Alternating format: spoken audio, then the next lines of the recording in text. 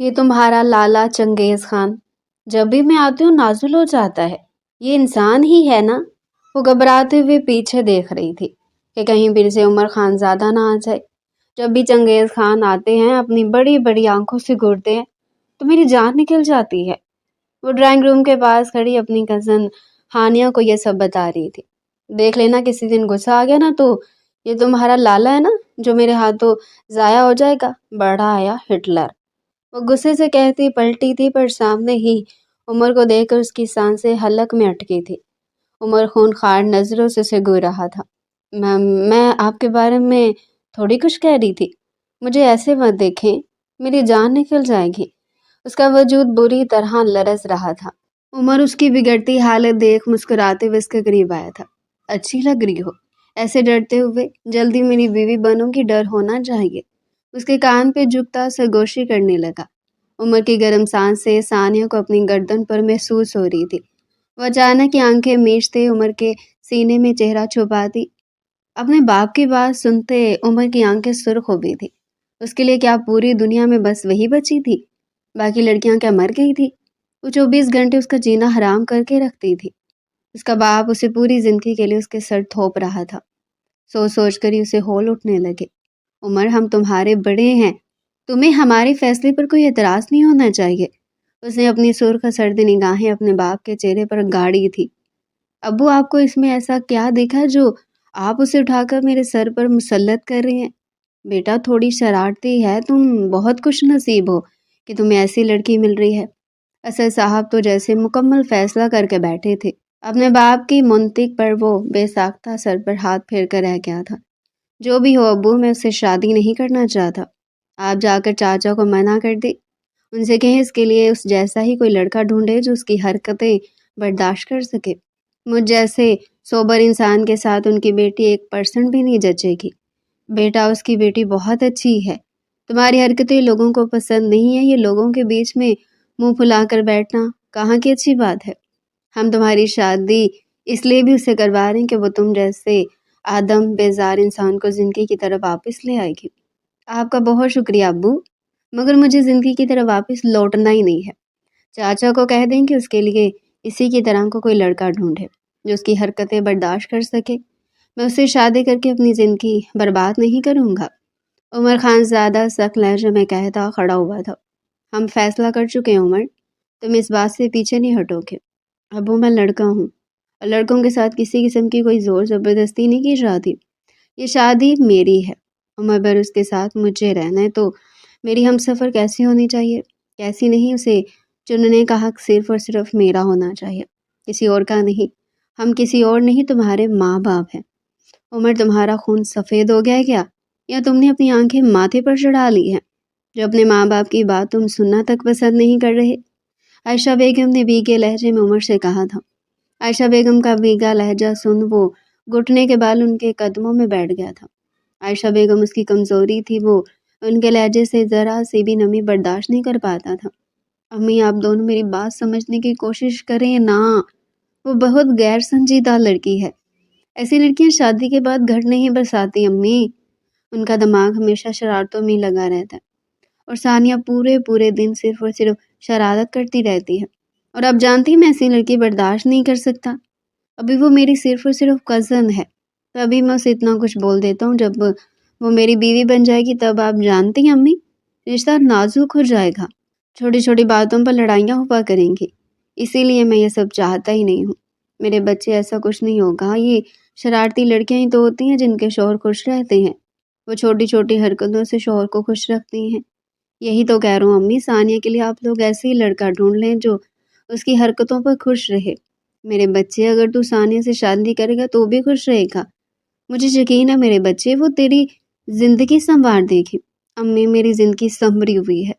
وہ جھنجھلا ہی کیا تھا، کون سا اسے زندگی کے لالے پڑے ہوئے تھے جو اس کو سب یہی کہے جا رہے تھے کہ وہ اس کی زندگی میں آئے گی تو اس کی زندگی بن جائے گی، اس کی زندگی سنور جائے گی۔ تم اپنی ماں سے یوں بحث نہیں کر سکتے عمر۔ اسد صاحب کا سخت لہجہ اس کے کانوں کے قریب گونجا تھا۔ ابو میں امی سے بدتمیزی نہیں کر رہا، میں بس یہ کہنا چاہتا ہوں کہ مجھے ثانیہ اس سے شادی نہیں کرنی۔ آپ چچا چاچی کو میرے صاف انکار پہنچا دے، چاہے کچھ بھی ہو جائے، میں उससे शादी नहीं करूँगा। वो दो टोक लहजे में कहता खड़ा हुआ था। तो मेरी भी एक बात कान खोलकर सुन लो, सानिया मेरी और तुम्हारी माँ की पसंद है।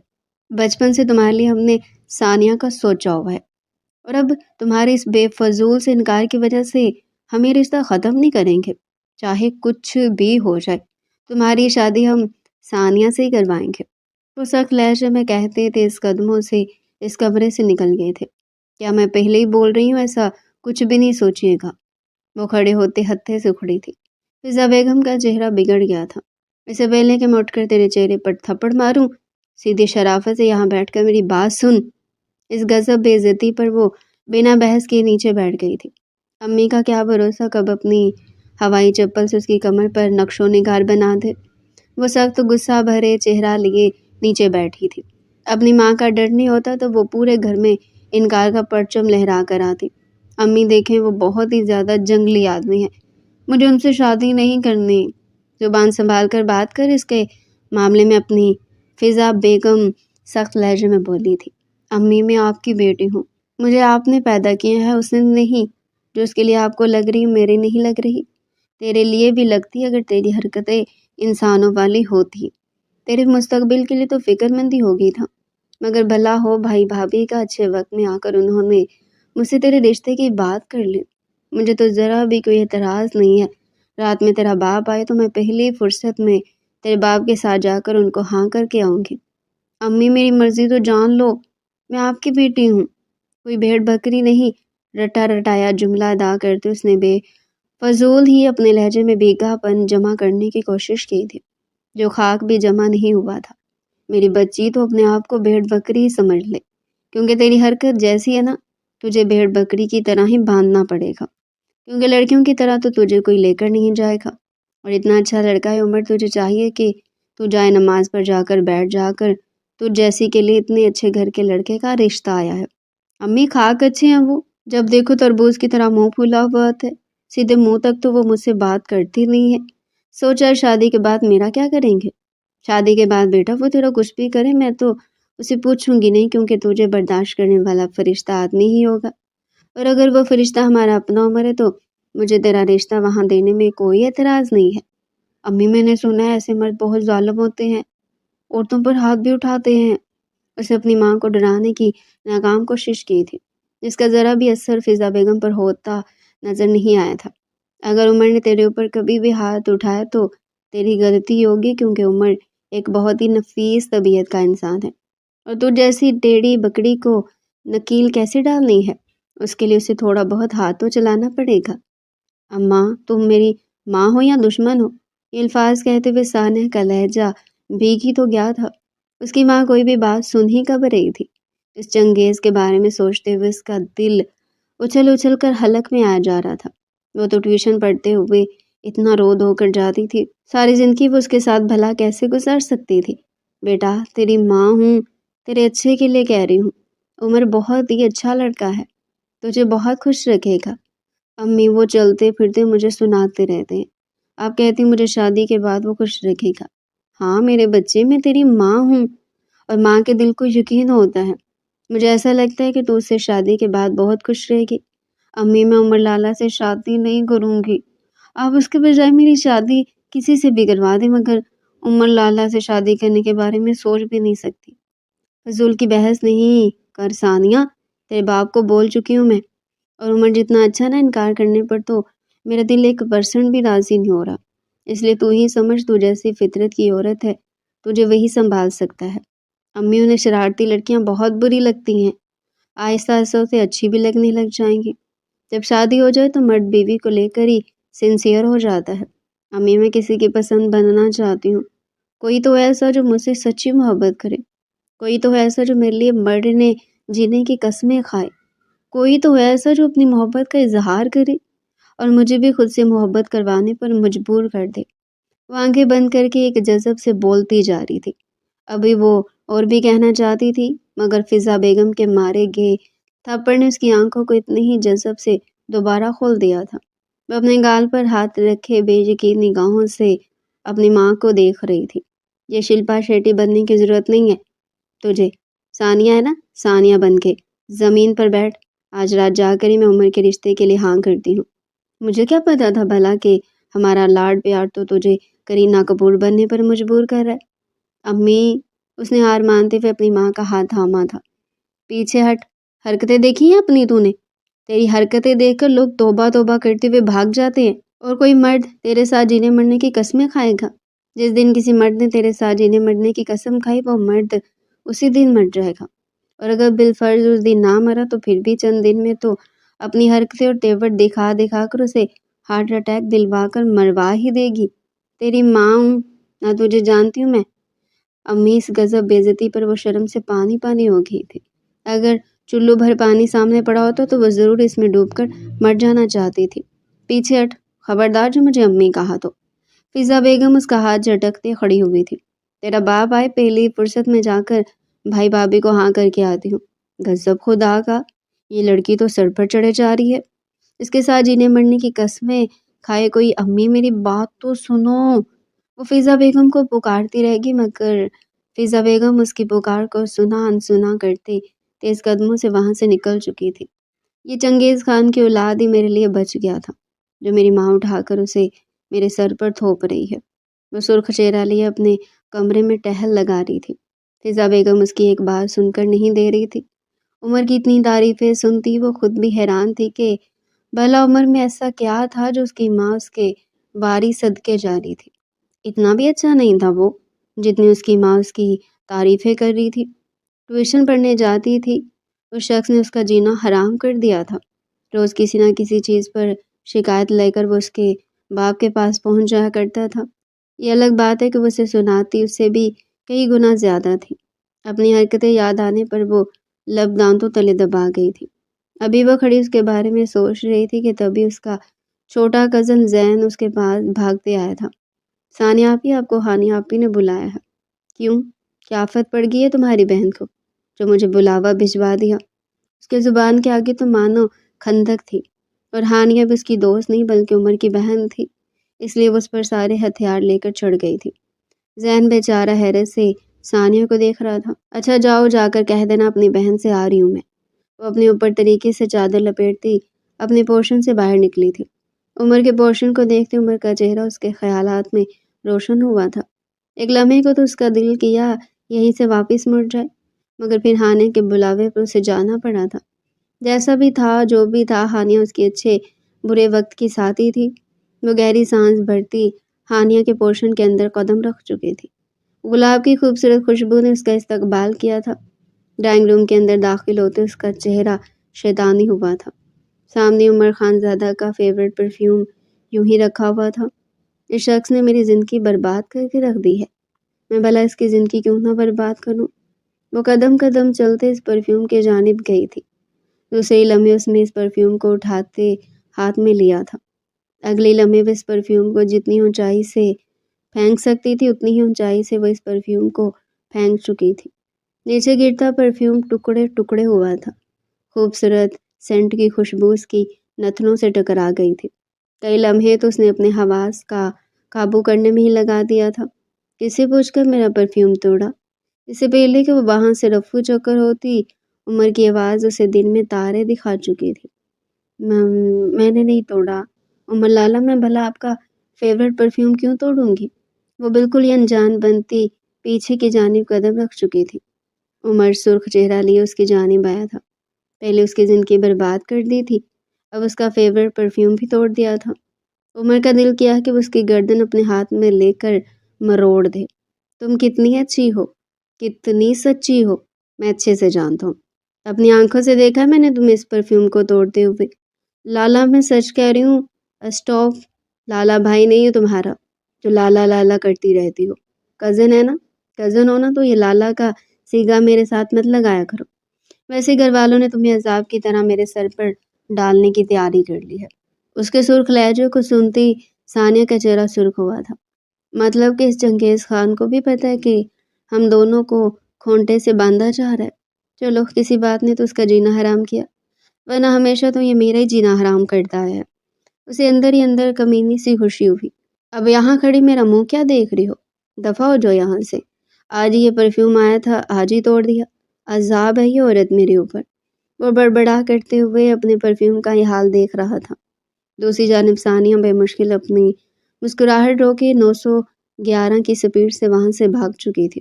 جو چیز وہ چاہتی تھی وہ ہو گیا تھا۔ اس کے دل میں جلتی آگ تھوڑی ٹھنڈی ہوئی تھی۔ ہو سکتا ہے اب خود ہی چنگیز خان کی اولاد منع کر دے اس رشتے کے لیے۔ وہ دعا کرتے تیز قدموں سے ہانیہ کے کمرے کے اندر داخل ہو گئی تھی۔ بولو کیوں بلایا تھا مجھے ثانیہ؟ سپاٹ لہجے میں بولی۔ مانتی ہوں کہ تم عنقریبی میری بھابھی بننے والی ہو، مگر ابھی سے بھابھی والی حرکتیں کیوں کر رہی ہو؟ بھابھی ڈونٹ کال می بھابھی، ہانیہ میں تمہاری زبان کاٹ دوں گی۔ ارے کیوں چند عرصے میں ہی تو تم میری بھابھی بن جاؤ گی، تو میں تمہیں بھابھی بھلا کیوں نہ بولوں؟ ہانیہ کے لہجے میں شرارت تھی۔ اس کی بھابھی بننے والی تھی، اس کے تو قدم زمین پر ہی نہیں ٹک رہے تھے۔ سب سے اچھی دوست شادی کر کے اس کے گھر آ جاتی ہے اور ساری عمر اسی کے گھر رہتی، بھلا اس سے اچھی دوسری بات کیا ہو سکتی تھی؟ یار کہاں پھنسا دیا امی نے بھی۔ مجھے نہیں کرنی تمہارے لالا سے شادی، تم جانتی تو ہو مجھ سے تو بچپن سے تمہارے لالا کا اللہ واسطے کا بیر ہے، اور ابھی ہماری شادی ہو جائے گی، دن رات تو ہم بس لڑیں گے ہی۔ کاش ان کی شادی کسی اور سے ہو جاتی تو میں تو سکون سے 3 گھنٹے روز ناچتی کہ چلو جان چھوٹ رہی ہے، مگر مجھے کیا پتا تھا کہ میری ہی جان میرے گھر والے اس کونٹھے سے اٹکا دیں گے۔ وہ نہایت عاجز لگتی تھی۔ تو ناچ لینا کس نے منع کیا ہے ناچنے سے؟ عمر کی آواز سنتی وہ اچھل پڑی تھی۔ دوسری لمحے اس نے مڑ کر دیکھا، مگر عمر کو کہیں نہ پاتے اس کا منہ بے یقینی سے کھل گیا تھا۔ تم نے چنگیز خان کی آواز سنی ہے نا؟ ہانیہ بولو، وہ ہانیہ کو اشارہ کرتے اس سے پوچھ رہی تھی۔ کیسی آواز ثانیہ؟ میں نے تو کوئی آواز نہیں سنی۔ ہانیہ بالکل ہی انجان بن گئی تھی۔ وہ جانتی تھی کہ اس کے بھائی کی شرارت تھی، مگر وہ بھی اپنے بھائی کی شرارت میں اس کا ساتھ دینا چاہتی تھی۔ ارے یار ابھی تو تمہارے ڈراؤنے لالا کی آواز آئی تھی۔ یا اللہ اس کی آواز آنے لگی، میرے کان بج رہے ہیں۔ یا اللہ میرے نصیب کے ساتھ لگ رہا ہے میرے کان بھی پھوٹ رہے ہیں۔ اس کا چہرہ تو یوں زرد ہو گیا تھا جیسے پتہ نہیں کیا ہو گیا۔ ہانیہ کو بے فضول کی ہنسی آنے لگی۔ تم میرے لالا سے اتنا کیوں ڈرتی ہو؟ ثانیہ اتنے اچھے تو ہیں لالا، سافٹ اسپوکن بیوٹیفل باروب آدمی ہے تمہارے لالا، اور سافٹ اسپوکن دماغ خراب ہو گیا ہے تمہارا۔ زندگی خراب کر کے رکھ دی تمہارے لالا نے میری۔ یہ تمہارا لالا چنگیز خان جب بھی میں آتی ہوں نا نازل ہو جاتا ہے۔ ایسا لگتا ہے جب بھی میں آتی ہوں ان کو اسپیشل قسم کی وہی ملتی ہے کہ بھائی ثانیہ میڈم آ گیا، جا کر انہیں دیکھنا، اور یہ ہمیشہ کی طرح میرے سامنے نازل ہو کر میری چھٹ رول کرتے ہیں۔ یہ انسان ہی ہے نا؟ وہ گھبراتے ہوئے پیچھے دیکھ رہی تھی کہ کہیں پھر سے عمر خانزادہ نہ آ جائے۔ ایک تو جب دیکھو یہی حاضر ہوتے رہتے، کہتے ہوئے بھی ڈر لگتا ہے کہیں ان کے بارے میں کچھ کہوں اور وہ سن نہ لیں، پھر ان کو میری بے عزتی کرنے کا موقع مل جاتا ہے۔ جب بھی چنگیز خان آتے ہیں اپنی بڑی بڑی آنکھوں سے گھورتے ہیں تو میری جان نکل جاتی ہے۔ آنکھیں نہیں موت کا فرشتہ محسوس ہوتی ہیں مجھے۔ ہر لمحے اپنی آنکھوں سے میری جان نکالتے رہتے ہیں تمہارے لالا، اور تم کہتی ہو تمہارے لالا دودھ سے دھلے ہوئے ہیں۔ واہ بھائی واہ! وہ ڈرائنگ روم کے پاس کھڑی اپنی کزن ہانیہ کو یہ سب بتا رہی تھی۔ دیکھ لینا کسی دن غصہ آ گیا نا تو یہ تمہارا لالا ہے نا جو میرے ہاتھوں ضائع ہو جائے گا۔ بڑا آیا ہٹلر، بہت برداشت کر لی تمہارے لالا کی حرکتیں۔ اب جب میں اپنی آئی پہ آئی نا تو میں تمہارے لالا کی بینڈ بجا کر رکھ دوں گی۔ آیا بڑا ہٹلر، وہ غصے سے کہتی پلٹی تھی، پر سامنے عمر کو دیکھ کر اس کی سانسیں حلق میں اٹکی تھی، منہ سے نکلے ہوئے الفاظ نکلتے ہی رہ گئے تھے۔ عمر سرد سرخ نگاہوں سے اسے ہی گھور رہا تھا۔ میں آپ کے بارے میں تھوڑی کچھ کہہ رہی تھی، آپ تو بہت اچھے ہیں، آپ تو میرے ٹیچر تھے، بھلا میں آپ کے بارے میں ایسا کچھ کہہ سکتی ہوں؟ وہ الٹا عمر سے ہی سوال کر گئی تھی۔ عمر کی نظروں میں کوئی فرق نہیں آیا تھا، وہ ابھی سرخ سرد نگاہوں سے اسے ہی گھور رہا تھا۔ دیکھیں عمر لالا، آپ جانتے ہیں کہ میں ایک بہت ہی شریف لڑکی ہوں، میں بھلا آپ کو یہ سب کیوں کہوں گی؟ وہ روحان سی ہو گئی تھی۔ عمر کی نظروں میں اب بھی کوئی فرق نہیں آیا تھا۔ مجھے ایسے مت دیکھے، میری جان نکل جائے گی۔ اس کا وجود بری طرح لرز رہا تھا۔ عمر اس کا کیا حال کرے گا سوچ کر اس کی سانس پھول گئی تھی۔ چھوٹی چھوٹی باتوں پر عمر اس کی صحیح سے دہلائی کر دیا کرتا تھا، پھر تو ابھی عمر کو وہ کیا کیا کہہ رہی تھی سوچ کر اس کا چہرہ سرخ ہونے لگا۔ عمر اس کی بگڑتی حالت دیکھتے اس کو دیا تھا محترمہ اپنی اوقات پر بڑی جلدی واپس آئی تھی، اچھی لگ رہی ہو ایسے ڈرتے ہوئے، جلدی میری بیوی بنوں گی، ڈر ہونا چاہیے، تب تمہیں بتاؤں گا کہ چنگیز خان کے اور کون کون سے روپ ہیں۔ شرارتی لہجے میں کہتے اپنے لبوں کو دانتوں تلے دبا گیا تھا۔ یقین مانو تمہارے ہوش اڑا کر رکھ دوں گا۔ اس کے کان پہ جھکتا سرگوشی کرنے لگا۔ عمر کی گرم سانس سے ثانیہ کو اپنی گردن پر محسوس ہو رہی تھی۔ وہ اچانک کی آنکھیں میچتے عمر کے سینے میں چہرہ چھپا گئی تھی۔ عمر کا دل اتنی زور سے دھڑکا کہ وہ اپنے دل کی آواز سنتا بہرا ہو گیا تھا۔ اب بھی اس سے مت ڈرائیں عمر، لالا۔ لالا لفظ آج سے پہلے اسے اتنا نہیں چبھا تھا جتنا ابھی چبھ رہا تھا۔ دل کی بگڑتی حالت پر وہ خود بھی حیران تھا۔ اس لڑکی کے لیے اس کا دل کبھی دھڑکے گا اس نے تو کبھی خوابوں میں بھی نہیں سوچا تھا۔ آج کی ہی تو بات تھی جب اپنے گھر والوں سے صرف اس لیے لڑ رہا تھا کہ وہ اس کا رشتہ اس سے طے کر رہے تھے، اور ابھی اس کے دل کی دھڑکنیں اسے دگا دیتے اسی لڑکی کے لیے بجنے لگی تھی۔ وہ اپنے دل کی بدلتی حالت پر حیران و پریشان اپنی پرکشش آنکھیں سامنے کھڑی عورت کی نیلی آنکھوں میں ڈالے کھڑا تھا۔ دوسرے لمحے وہ اپنے جذبوں سے نظر چراتا اسے بازو سے پکڑ کر دور ہٹا چکا تھا۔ دوسرے لمحے وہ تیز قدموں سے اس کمرے سے نکلتا چلا گیا تھا۔ ثانیہ اپنی جان چھوٹ جانے پر سکون کی سانس لیتی پیچھے ہوئی تھی، مگر اپنی حرکت پر وہ بھی شرمندہ ہو گئی تھی۔ دوسری جانب ہانیہ پیچھے سے یوں کھسک گئی تھی جیسے وہاں تھی ہی نہیں۔ دیکھتے ہی دیکھتے وقت گزر گیا۔ فضا بیگم ہتھیلی پر سرسوں جماتی فوراً عمر کے گھر والوں کو ہاں کر چکی تھی۔ ہاں کے فوراً بعد ہی شادی کی تیاریاں شروع ہو گئیں۔ اس نے لاکھ سر پٹکا مگر کسی نے اس کی ایک بار بھی بات نہیں سنی تھی۔ دوسری جانب عمر وہ تو اپنے دل کی بدلتے جذبوں پر بری طرح حیران تھا۔ ثانیہ کبھی سر پٹکتی اس نے لاکھ منع کرنے کی کوشش کری مگر اس کے انکار کو فضا بیگم خاطر میں نہیں لائی تھی۔ وہ جانتی تھی ان کی بیٹی کیا چیز تھی۔ اس کے بہتر مستقبل کا فیصلہ ان سے اچھا پھر اور کوئی کر ہی نہیں سکتا تھا۔ دیکھتے ہی دیکھتے دن گزرتے چلے گئے۔ شادی کی تیاریاں اتنی تیزی سے ہوئی جیسے پتہ نہیں کیا ہو۔ آج اس کی اور عمر کی بارات تھی۔ وہ اپنے کمرے میں بیٹھی 102 ضیاء کا حساب گن رہی تھی۔ شادی کے بعد عمر اس کے ساتھ کیا کرے گا کیا نہیں سوچ کر ابھی سے اس کے رونگٹے کھڑے ہوئے جا رہے تھے۔ جب تک اسے پڑتی تھی تبھی عمر نے اچھی خاصی اس کی زندگی برباد کری ہوئی تھی۔ یہ اور بات ہے کہ اس نے بھی اس کی زندگی برباد کری ہوئی تھی، مگر ابھی وہ اس کی بیوی بن جا رہی تھی۔ بیوی بننے کے بعد بہت کچھ چینج ہونے والا تھا، اور وہ کیا چینج ہونے والا تھا یہ تو اللہ ہی جانتا تھا۔ ابھی وہ بیٹھی تھی کہ تبھی ہانیہ دروازہ بجا کر اندر داخل ہوئی۔ کہاں گم ہو پاگل لڑکی، پارلر نہیں چلنا؟ ہاں بس ابھی آ رہی تھی۔ وہ کھڑے ہو کر چادر کو طریقے سے اپنے سراپے پر ڈال گئی۔ بھائی اتنے برے نہیں ہیں ثانیہ، بس وہ تھوڑے سخت تھے۔ یقین مانو تم اپنے نصیب پر ناز کرو گی۔ میرا بھائی جسے چاہ لے وہ لڑکی ہیرا بن جاتی ہے۔ تم دیکھنا بھائی کی محبت میں تم کیسے پاگل ہو جاؤ گی۔ میں اپنے بھائی کو جانتی ہوں نا، وہ بس تھوڑے سے سخت تھے مگر جب کسی سے محبت کرتے ہیں تو پوری دل و جان سے کرتے ہیں، اور پھر تم ان کی بیوی ہوگی، وہ بہت جلد تم سے محبت کریں گے اور بہت جلدی تم بھی میرے بھائی سے محبت کرو گی۔ ٹینشن مت لو، ڈائناسور نہیں ہے میرے بھائی، وہ بہت جلد تمہیں خود سے محبت کرنے پر مجبور کر دیں گے۔ وہ کہتی کمرے سے نکل گئی تھی۔ ثانیہ گمسم سی اس کی باتیں سوچ رہی تھی۔ اے کاش جیسا ہانیہ کہہ رہی اس کا بھائی ویسا ہی ہو۔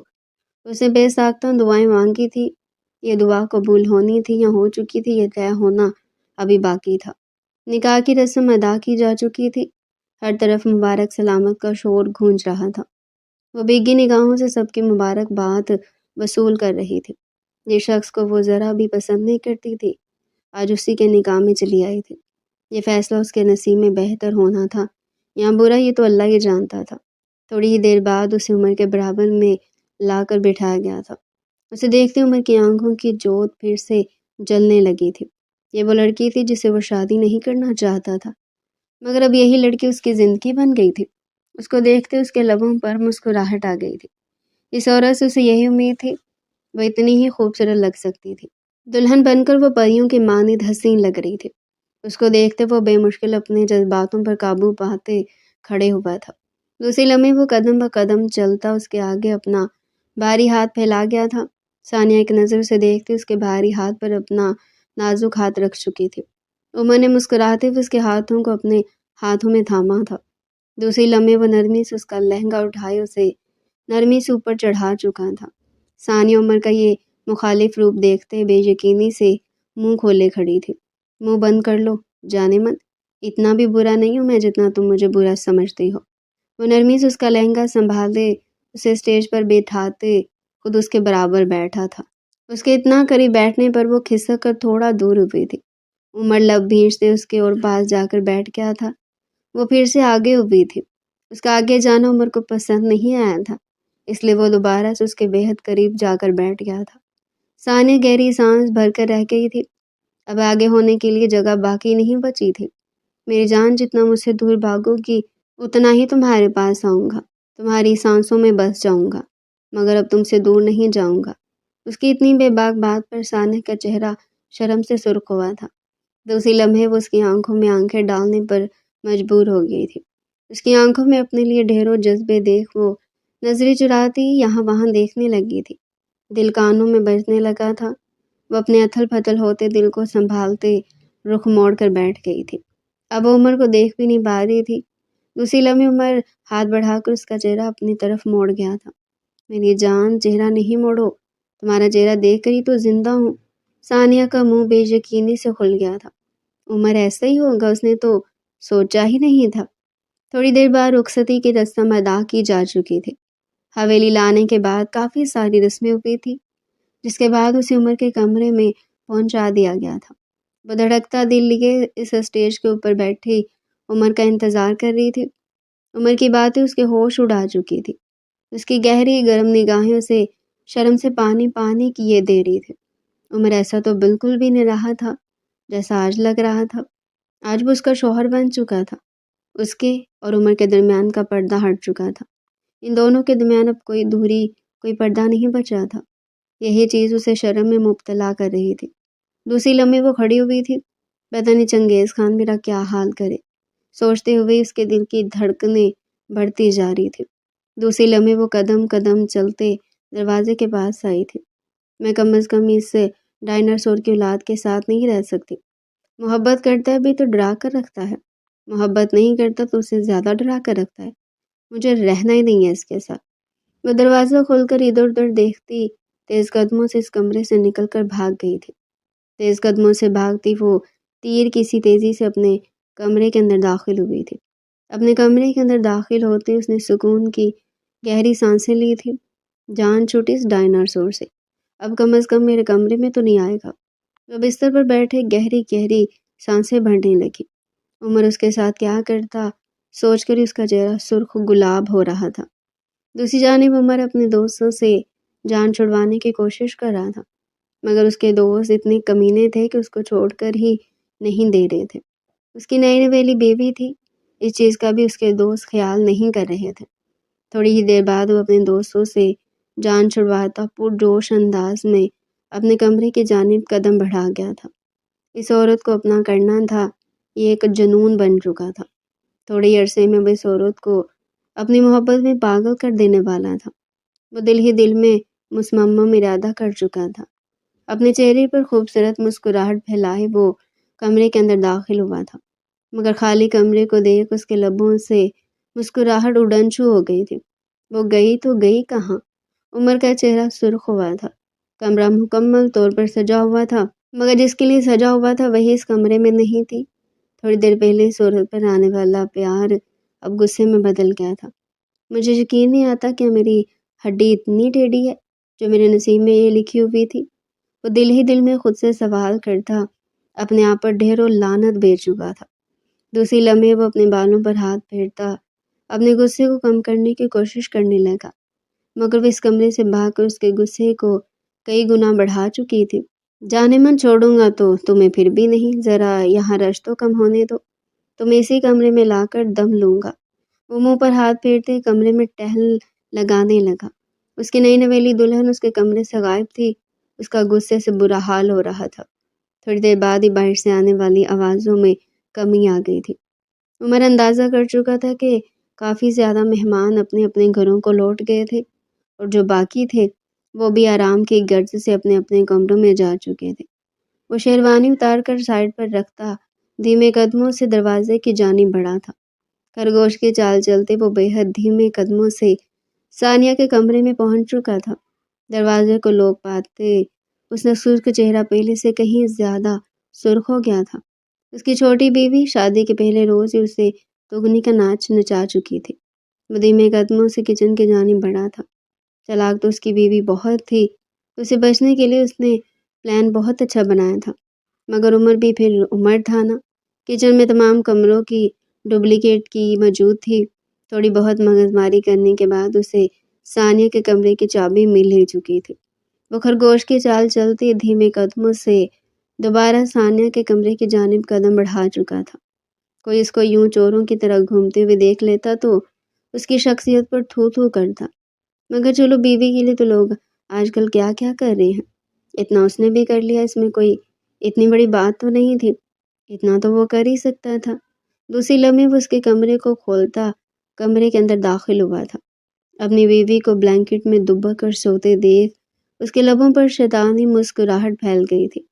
اب وقت آیا، چاہتا تھا کہ اس کی بیگم کا بھی تھوڑا بہت سکون برباد ہو۔ مسکراتے ہوئے اس کے کمرے کو لاک کرتے اندر قدم رکھ چکا تھا۔ وہ اپنے جوتوں کو سیٹ پر اتارتے جمپ لگا کر بیڈ پر کودا تھا۔ اس کی بیوی مکمل طور پر گہری نیند میں جا چکی تھی۔ اس کا چہرہ دیکھ وہ ایک لمحے کو فریز ہوا تھا، مگر دوسری لمحے اس کے لبوں پر شیطانی مسکراہٹ پھیلتی چلی گئی تھی۔ وہ کمرے سے بھاگ کر اس کا دماغ خراب کر چکی تھی۔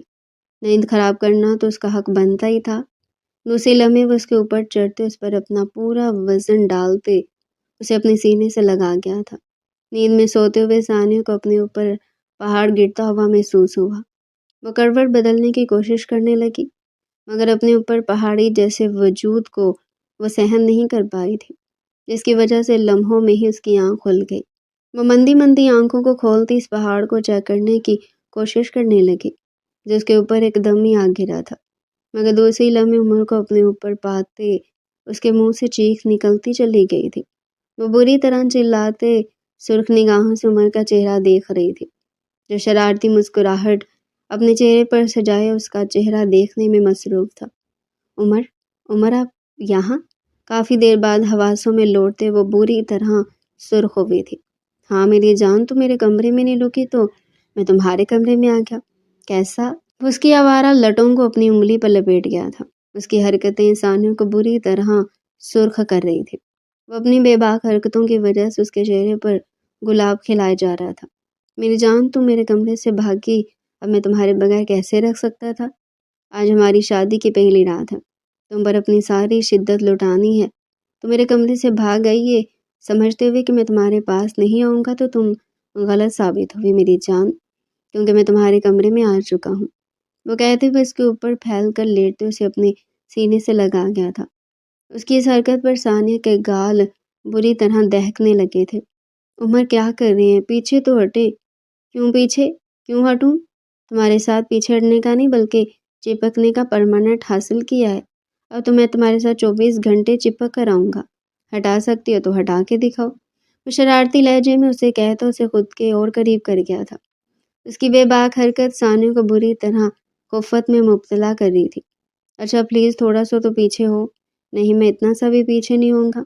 تو میرے کمرے سے بھاگی، اب تمہاری سزا یہی ہے کہ میں ساری رات یوں ہی چپکا رہوں گا۔ وہ مجھے ڈر لگ رہا تھا کہ کمرے میں آ کر پتہ نہیں آپ میرے ساتھ کیا کریں۔ میری جان، پیار کرتا ہوں تمہیں، میری بیوی بن گئی ہو تمہیں اتنا سارا پیار کرنا تھا میں نے اور تم کمرے سے بھاگی۔ اب میں تمہیں اس سے ڈبل پیار کروں گا، یہی تمہاری سزا ہے۔ وہ مسکرا کر کہتے ہوتے اس کے گال پر اپنے لب رکھ گیا تھا۔ ثانیہ کے گال بری طرح سرخ ہوئے تھے۔ عمر پلیز پیچھے ہٹے نا۔ نہیں میری جان، اتنا سا بھی پیچھے نہیں ہٹوں گا۔ اب چلو، کمرے میں اتنا پیارا کمرہ سجایا تمہارے لیے اور تم بھاگ کر آ گئی اور میرے لیے تیار ہوئی تھی اور سارا میک اپ بھی دھو لیا۔ اتنی پیاری لگ رہی تھی تم نے۔ اچھا نہیں کیا، اب اللہ تم سے ناراض ہوگا۔ اللہ کیوں ناراض ہوگا؟ ثانیہ نے نہ سمجھی سے اسے دیکھتے ہوئے پوچھا تھا۔ کیونکہ تمہارا آج کا سارا سنگھار میرے لیے تھا، جسے تم دھو مو کر برباد کر چکی ہو، اور میں تمہیں معاف نہیں کروں گا۔ اچھا نا عمر، پیچھے ہٹیں، سونا ہے مجھے، اتنی نیند آ رہی ہے۔ وہ بے مشکل جمائی لیتے بولی تھی۔ نیند؟ سونے تو میں تمہیں کسی حال میں نہیں دوں گا۔ اس کے اوپر سے اٹھتے کھڑے ہوتے اسے اپنی باہوں میں تھام گیا تھا۔ ثانیہ نے اس کا گریبان پکڑتے خود کو گرنے سے بچایا تھا۔ اس کا چہرہ بری طرح سرخ پڑ رہا تھا۔ اچھی خاصی شرارتی لڑکی بھی اس کے سامنے دنگ رہ گئی تھی۔ عمر اندر سے ایسا ہوگا اس نے تو خواب و خیالوں میں بھی نہیں سوچا تھا۔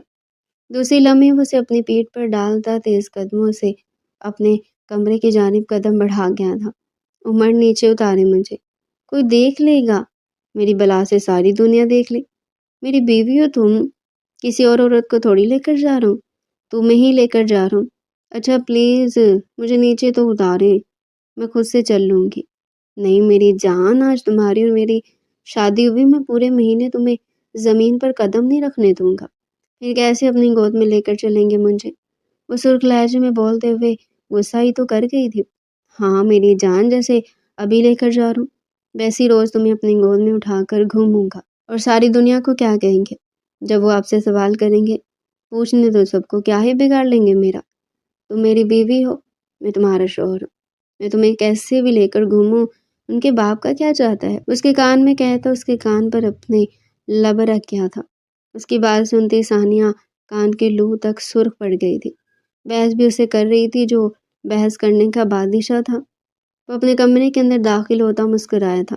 مشن کمپلیٹ ہو گیا تھا۔ دوسری جانب ثانیہ بری طرح سرخ پڑ رہی تھی۔ کیا کیا سوچا تھا، کیا ہو گیا تھا؟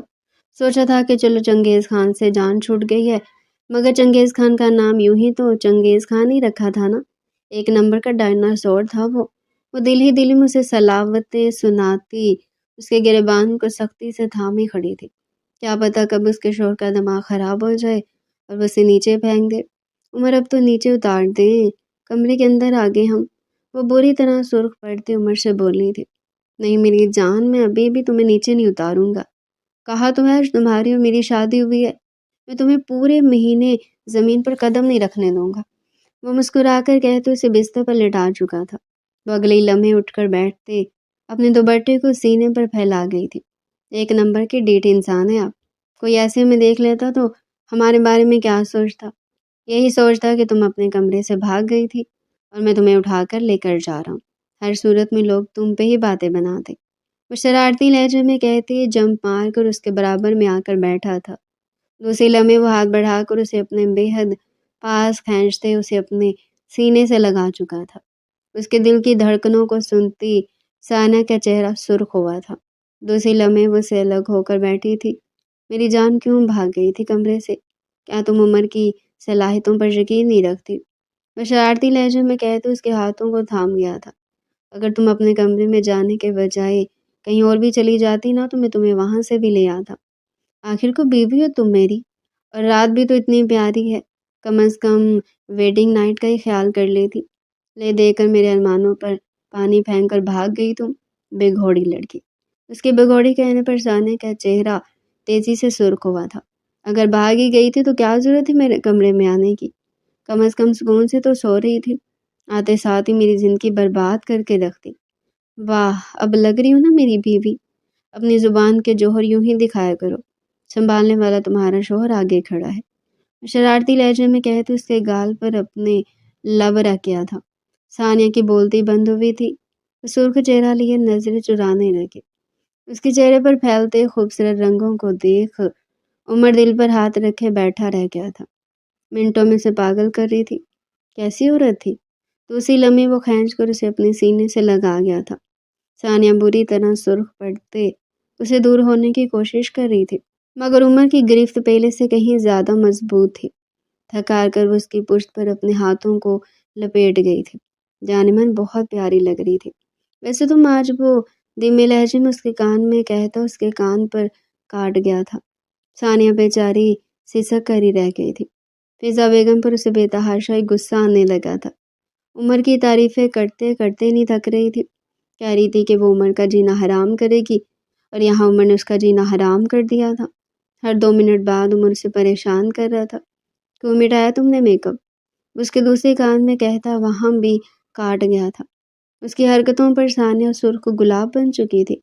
مجھے نیند آ رہی تھی عمر، وہ دھیمے لہجے میں کہتی عمر کے دل میں اتر گئی تھی۔ میرا سرخ گلاب؟ وہ ثانیہ کے چہرہ اپنے ہاتھوں میں لی اس کی پیشانی پر اپنے لب رکھ کیا تھا۔ وہ مزید سرخ ہوئی تھی۔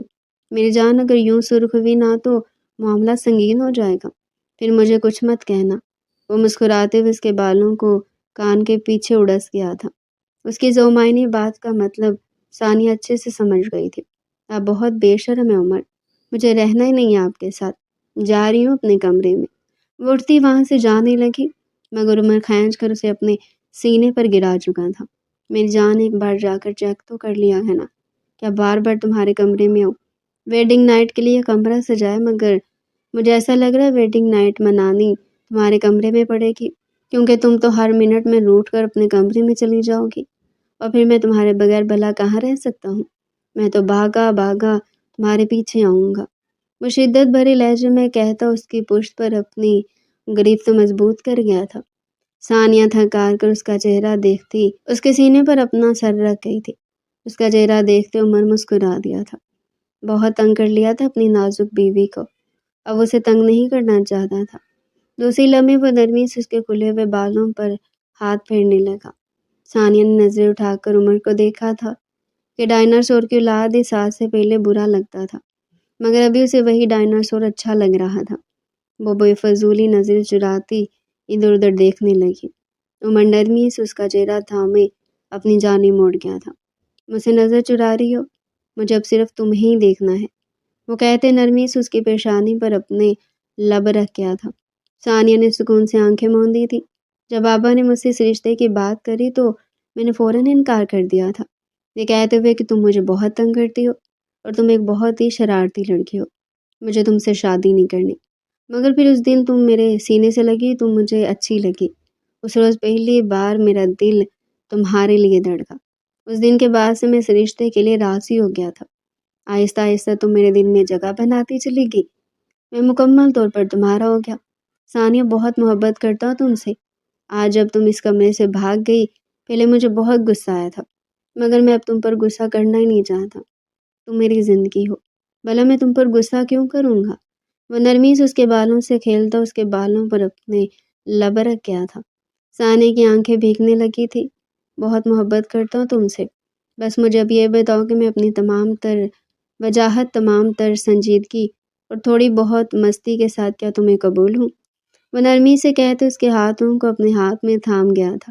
اس کی تھوڑی بہت نرمی والی بات پر ثانیہ شرمانا برمانا چھوڑ کر اسے گونڈنے میں مصروف ہو گئی تھی۔ تھوڑے سے شرارتی شکل دیکھی اپنی آپ نے، مجھے سب ویسے ہی شرارتی کہتے ہیں، اصل شرارتی تو آپ ہیں۔